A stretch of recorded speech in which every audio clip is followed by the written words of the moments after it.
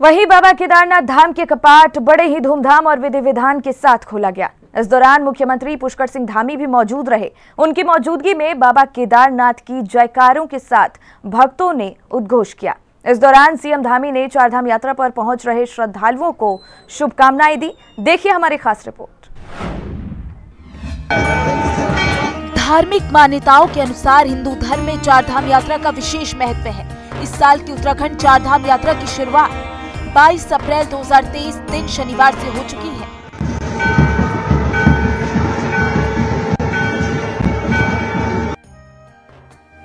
बाबा केदारनाथ धाम के कपाट बड़े ही धूमधाम और विधि विधान के साथ खोले गए हैं। इस दौरान मुख्यमंत्री पुष्कर सिंह धामी मौजूद रहे।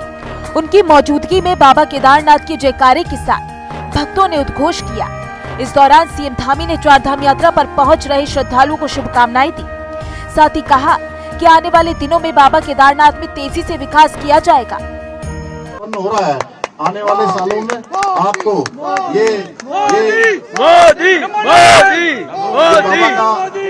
ये बाबा का प्रांगण आपको नए स्वरूप में दिखाई देगा। और हम उत्तराखंड की सरकार ने हर संभव प्रयास किया है कि ये यात्रा हमारी आने वाले सभी श्रद्धालुओं के लिए सुगम हो, सरल हो और किसी प्रकार की कठिनाई उनको न हो। हालांकि मौसम की बर्फबारी के कारण से, अनेकों कारणों से ये यात्रा चुनौतीपूर्ण भी है, कठिन भी है, लेकिन बाबा के आशीर्वाद से सभी की यात्रा मंगलमय हो। आने वाले वर्षों में ये यात्रा और आसान होगी जब आदरणीय प्रधानमंत्री मोदी जी ने जो रोपवे का यहाँ के लिए शिलान्यास कर दिया है।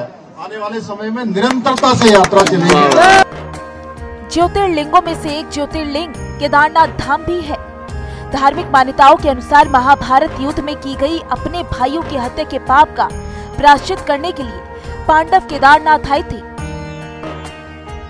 बाबा केदारनाथ को जानिए। केदारनाथ 12 ज्योतिर्लिंगों में से एक है। इसका निर्माण पांडव वंश के जन्मेजय ने कराया था। आदि शंकराचार्य ने इस मंदिर का जीर्णोद्धार कराया था। ये मंदिर समुद्र तल से 3581 मीटर ऊंचाई पर है। कटवा पत्थर से मंदिर का निर्माण किया गया है। मंदिर लगभग 6 फुट ऊंचे चबूतरे पर बना है। मंदिर के गर्भगृह में 4 पाषाण स्तंभ हैं। बाबा केदारनाथ की एक झलक पाने के लिए देश विदेश से श्रद्धालु पहुंच रहे हैं। तेज बारिश और बर्फबारी के बीच बाबा केदारनाथ की भक्ति देखने बन रही है।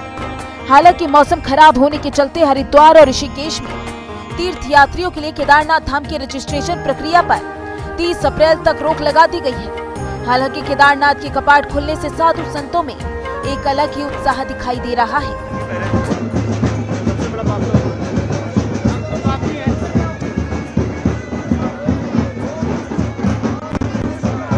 वो आज परंपरा के अनुसार हमने कपाट 6:20 में खोल दिया गया है। सारा यहाँ तो आए हुए लोगों को अभी स्पर्श करके दर्शन तो होगा ही होगा। जो नहीं वो आ सके वो दृश्य ये माध्यम से देख करके आपका जीवन कृतकृत्य हो। वो भगवान के लिए श्रेयांसी भव विज्ञानी अच्छे काम में बाधाएं आते रहते हैं। वो स्वीकारते हुए सभी लोगों ने अंतरात्मा की आवाज से, श्रद्धा भक्ति वजह से सब लोग इकट्ठे होकर के दर्शन ले रहे हैं। उनको भगवान कृपा करे। आज पूरी विधि विधान से जो है 6:20 पे भगवान श्री केदारनाथ जी के कपाट 6 महीने के लिए खोल दिए गए हैं, जिसमें हमारे मंदिर समिति के रावल 1008 भीमाशंकर लिंग जी की उपस्थिति और तमाम तीर्थ पुरोहितों की उपस्थिति और हजारों की संख्या में जो भक्तगण इस बर्फ में भी जो है यहाँ पर प्रतीक्षा में थे कि भगवान के दर्शन खुले। और उन्होंने हर हर महादेव के नारे के साथ जो यहाँ पर भगवान शंकर को प्रणाम किया।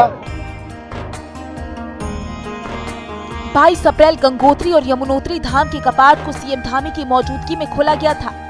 ये कपाट कर्क लग्न और अभिजीत मुहूर्त में श्रद्धालुओं के लिए खोले गए हैं। अब 27 अप्रैल को सुबह 7:10 पर बद्रीनाथ के कपाट खोले जाएंगे। धार्मिक मान्यता के अनुसार बद्रीनाथ धाम के दर्शन के बिना चारधाम की यात्रा पूरी नहीं मानी जाती। भगवान विष्णु के 24 अवतारों में से एक नर और नारायण ऋषि की तपोभूमि है बद्रीनाथ। लिहाजा देवभूमि में लोग चारधाम यात्रा में शामिल होने के लिए पहुंच रहे हैं। श्रद्धालुओं की बढ़ती संख्या को देख धामी सरकार भी पूरी तरीके से तैयार हुई है। हालांकि मौसम की मार बीच बीच में जरूर पड़ रही है, जो यात्रा के लिए थोड़ा चुनौतीपूर्ण जरूर है। ब्यूरो रिपोर्ट, हिंदी खबर।